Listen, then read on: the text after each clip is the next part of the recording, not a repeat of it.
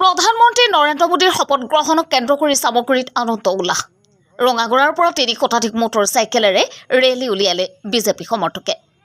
ৰেলীৰ লগতে আতচবাজীৰে পালন কৰিলে বিজয় উৎসৱ।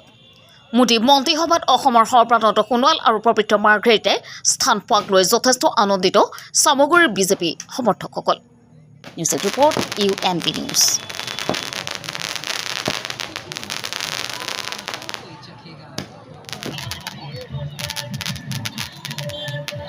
দেশৰ প্ৰধানমন্ত্ৰী পদস্থ হ'ল নৰেন্দ্ৰ মোদী। কি ক'ব? ভাৰতীয় জনতা পাৰ্টীৰ নেতৃত্বত NDA চৰকাৰে মাননীয় নৰেন্দ্ৰ মোদী ডাঙৰীয়াৰ নেতৃত্বত তৃতীয়বাৰৰ বাবে ভাৰতবৰ্ষত চৰকাৰ গঠন কৰাৰ যি ক্ষমতা পালে, সেই ক্ষমতাৰ বাবে মই পোনপ্ৰথমে আপোনালোকৰ মাধ্যমেৰে সমগ্ৰ ভাৰতবাসীলৈকে মই ধন্যবাদ আৰু কৃতজ্ঞতা জ্ঞাপন কৰিছোঁ।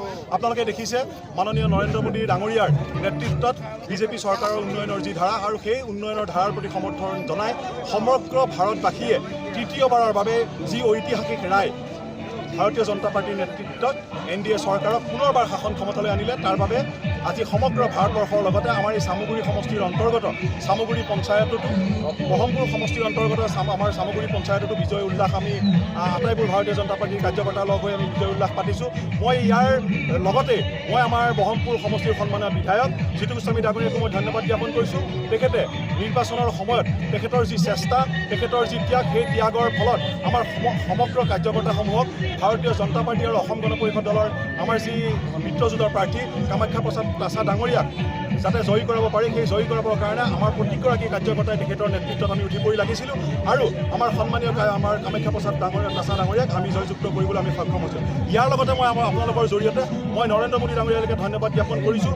আমাৰ অসমৰ প্ৰতি তেখেতৰ যি মৰম আৰু তেখেতৰ শ্ৰদ্ধা জনাই দুগৰাকীকৈ সাংসদক তেখেতে যি তেখেতৰ মন্ত্ৰীসভাৰ দায়িত্ব দিলে, তাৰ বাবে মই পুনৰবাৰ সমগ্ৰ অসমবাসীৰ তৰফৰ পৰা মাননীয় প্ৰধানমন্ত্ৰী নৰেন্দ্ৰ মোদী ডাঙৰীয়াৰ লগতে আমাৰ অসমৰ সকলোৰে আপোন আমাৰ মুখ্যমন্ত্ৰী হিমন্ত বিশ্ব শৰ্মা ডাঙৰীয়ালৈকে মই ধন্যবাদ জ্ঞাপন কৰিছোঁ, আৰু আশা কৰিছোঁ মাননীয় নৰেন্দ্ৰ মোদী ডাঙৰীয়াৰ নেতৃত্বত আৰু আমাৰ হিমন্ত বিশ্ব শৰ্মা ডাঙৰীয়াৰ নেতৃত্বত পুনৰবাৰ অসমত উন্নয়নৰ ধাৰা অব্যাহত থাকিব, আৰু আমি আশা কৰিছোঁ অসমৰ জনগণৰ যি ধৰণৰ আশা প্ৰকাশ কৰি আমাক পুনৰবাৰ ক্ষমতালৈ আনিলে নিশ্চয় মাননীয় হিমন্ত বিশ্ব শৰ্মা ডাঙৰীয়াই সন্মানীয় নৰেন্দ্ৰ মোদী ডাঙৰীয়াৰ সহযোগত এই আটাইবোৰ আশা আকাংক্ষা পূৰণ কৰিবলৈ সমৰ্থন হ'ব। আজি আপোনালোকে এখন মোদী মন্ত্ৰীসভাত সৰ্বানন্দ সোণোৱালে মন্ত্ৰিত্ব লাভ কৰাৰ কথা নিশ্চয় পুনৰবাৰ তেখেত এগৰাকী অতি কাৰ্যক্ষম মন্ত্ৰীৰূপে তেওঁ পৰিচয় দিছে। যোৱা কাৰ্যকালত পুনৰবাৰ নৰেন্দ্ৰ মোদী ডাঙৰীয়াই তেখেতৰ প্ৰতি আস্থা প্ৰকাশ কৰি মাননীয় সৰ্বানন্দ সোণোৱাল ডাঙৰীয়াক যি তেখেতৰ মন্ত্ৰীসভাৰ